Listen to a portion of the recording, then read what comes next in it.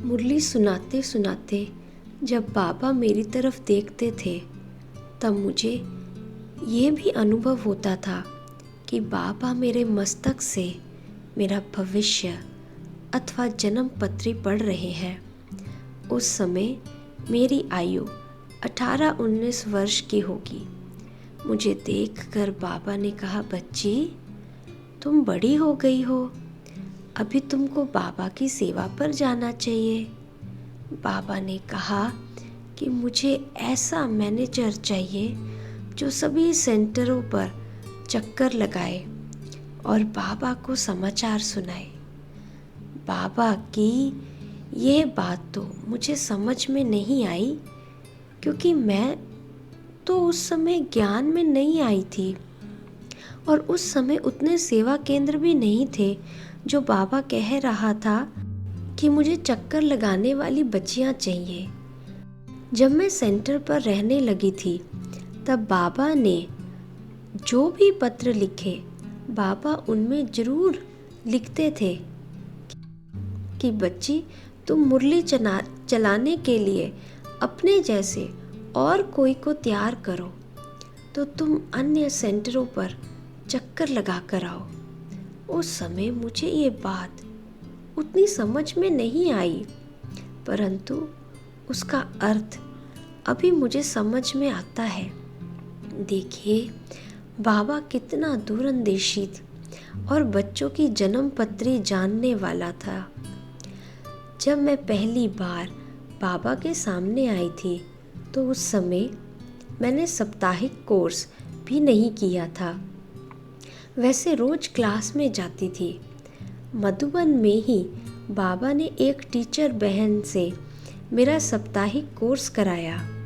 रोज़ रात को बाबा मुझसे पूछते थे कि बच्ची तुमने आज क्या समझा, उनको क्लास में बताओ।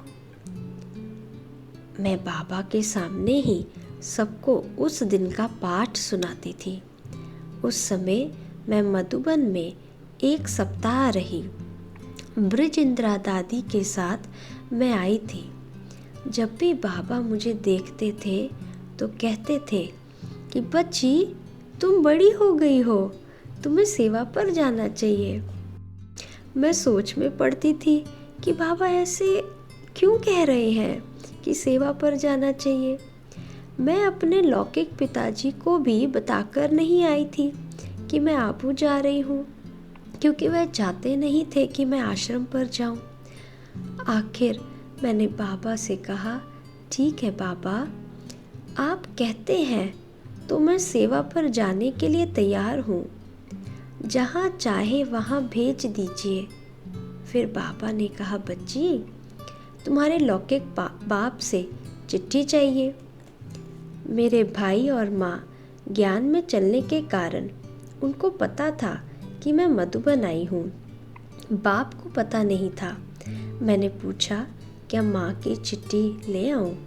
बाबा ने कहा, नहीं बच्ची, जब लौकिक बाप जिंदा है तो उसकी ही चिट्ठी चाहिए। उस रात शिव बाबा को बहुत याद करके लौकिक बाप को चिट्ठी लिखी कि पिताजी मैं अभी बड़ी हो गई हूँ और अपने बारे में सोच सकती हूँ।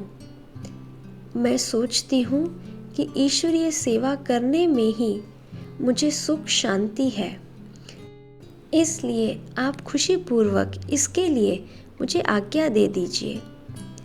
पत्र भेज दिया था, परंतु पिताजी से उसका उत्तर नहीं आया।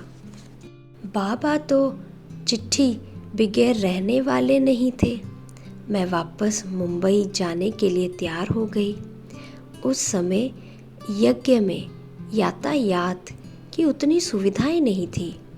ब्रिज इंदिरा दादी के लिए आबू रोड से टैक्सी मंगवाई गई थी। उसमें दादी का और मेरा सामान रख दिया गया। हमें विदाई देने के लिए बाबा भी छोटे हॉल में आने वाले थे। उसी समय ईशु दादी ने आकर मेरे हाथ में लौकिक पिताजी का पत्र दिया। उस पत्र में पिताजी ने लिखा था कि अगर तुमको उसी में खुशी है तो मैं तुमको ईश्वरीय सेवा करने के लिए आज्ञा देता हूँ। इसको पढ़कर मुझे इतनी खुशी हुई कि उस पत्र को लेकर भागते हुए बाबा के कमरे में गई और कहने लगी, बाबा, लौकिक पिताजी की चिट्ठी आई है, उन्होंने छुट्टी दी है, मैं यहाँ से जाने वाली नहीं हूँ। बाबा ने कहा, चलो बच्ची, बाबा हॉल में आने वाले हैं। मैंने फिर कहा, बाबा, अभी मैं अपना सारा सामान उतारती हूँ, मैं नहीं जाने वाली हूँ।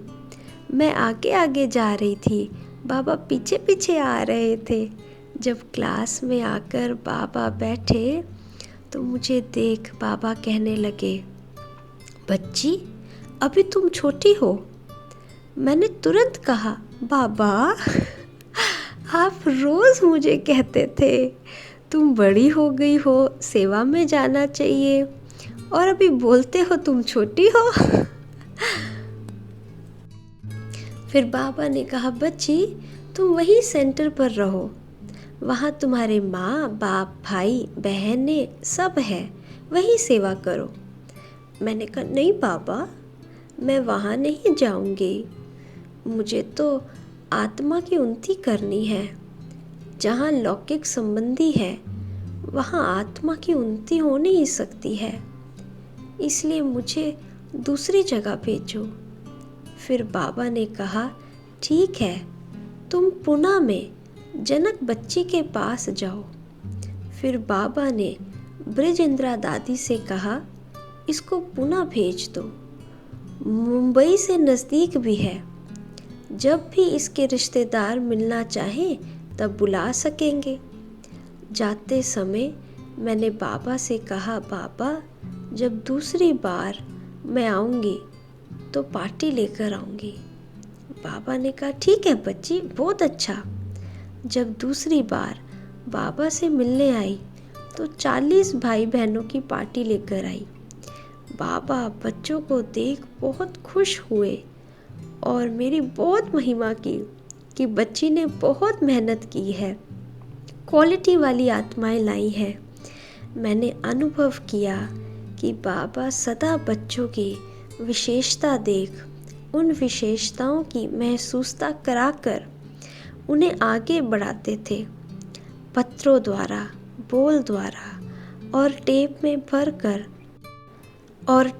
भरकर संबंधित बच्चों को भेजकर उनका उमंग, उत्साह और हिम्मत बढ़ाते थे।